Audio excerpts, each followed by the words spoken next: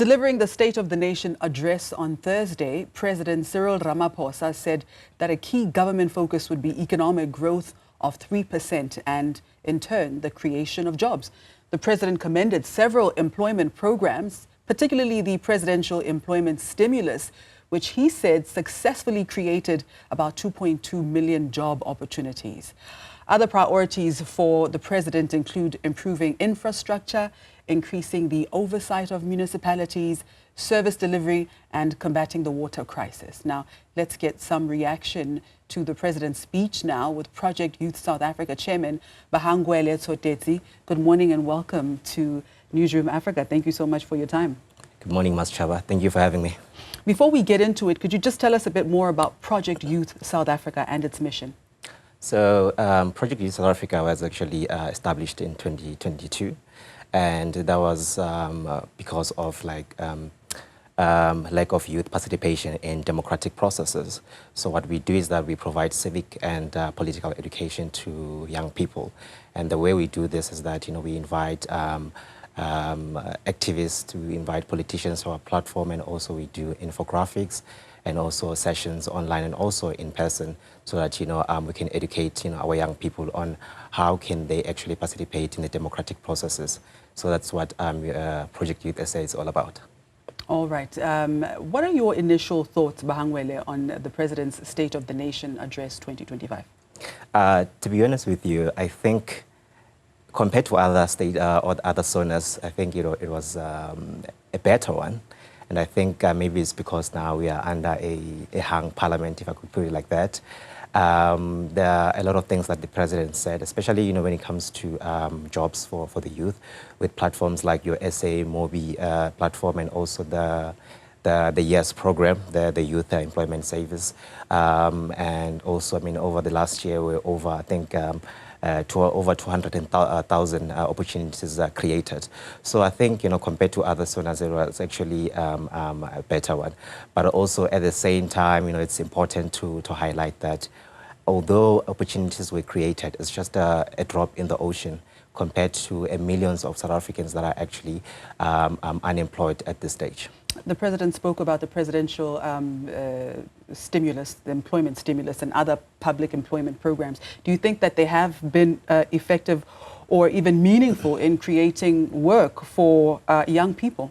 No, I don't think so. As a young person living in South Africa, I don't think it's been. I don't think it's been in terms of creating jobs. It hasn't been enough. That's the way that I'm looking for. It has been enough because now, if you go around, the cities in South Africa, there are a lot of young people that actually, go about their day trying to make ends meet. And also talking about young people that are actually relegated to the sidelines. So all these opportunities that have been created, yes, we see the progress, but like I said, it's actually a drop in the ocean, and we as the youth, we actually called for increased opportunities.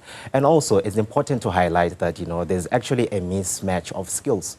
When we're looking in terms of our education system, and also looking at the labor market, also with industries, growing industries like your renewable energies, and also the digital innovation. Now, the government has promised a 20 billion rand transformation fund, right? So in light of everything that you've said, and given the track record of the government in creating jobs, do you think that this promise inspires any confidence? It doesn't. So I think the problem that we have in this country is that while the president might say that, these are the plans and all that, the problem that we've always had is actually implementation in this country. And also, if you look at the ruling party, which actually lost the elections last year, it's not to say that, they don't have great policies. They do have great policies. The problem is it comes in terms of implementations of those policies. So now, as the youth, we're actually, waiting to see if the government of national unity would actually implement everything that was said in the State of the Nation address. All right, let's talk about agriculture now. Do you think that the approach of the government has been, perhaps prioritizing of small-scale farmers and food producers? Not entirely, not entirely, and I think it's because, I mean, if you look at, you know, agriculture, right, we have a water crisis in this country, right, and also I think it's, you know, it's very important to highlight that, you know, most of the crisis that we're having, you know, is because of, like, we lose a lot of water through leaks, through pollution and also mismanagement in our municipalities. So now for our agricultural sector to work, you know, effectively, you know, we definitely need to have, you know, sufficient water. And if you look in our municipalities, especially if you look at informal settlements, we have our people who don't have water. Right. We have a case where it was last year in the city of Johannesburg, especially in Richie. Joburg Water actually cut water supplies. They call them illegal connections.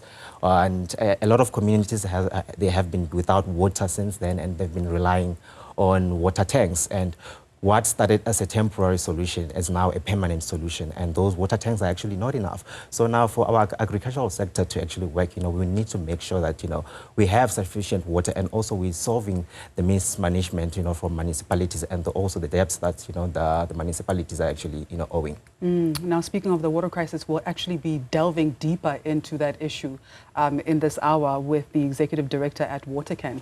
So now, what innovative solutions or initiatives do you think can assist, would you propose, to address the country's unemployment challenges, particularly amongst young people? So I think the most important thing is actually we need to deal with our education system. That's what we need to do.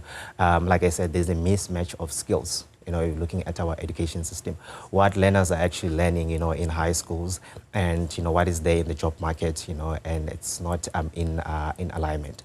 So now we need to fix that, and also, most importantly, we need to look at prioritize entrepreneurship, which is quite important, and not through funding, but most importantly through mentorship programs, which is quite important. So the government, they need to prioritize, you know, entrepreneurship.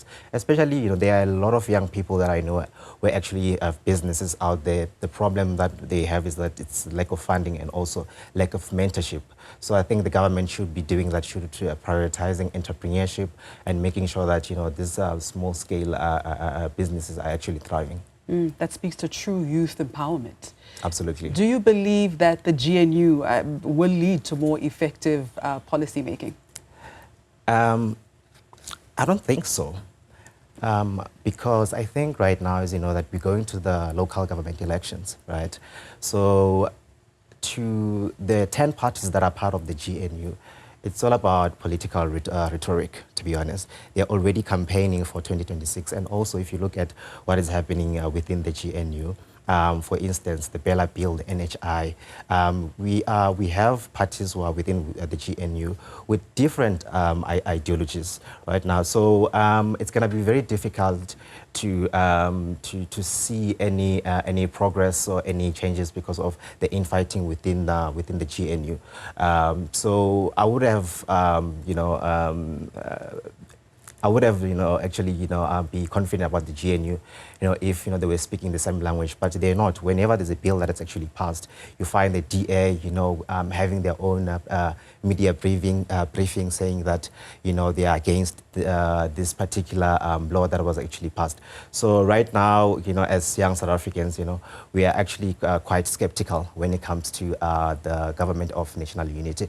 But at the same time, we are hopeful that, this particular setup, will definitely, work for South Africans, especially now at a time where South Africa is actually getting attacks from every country, in the world. Mm-hmm.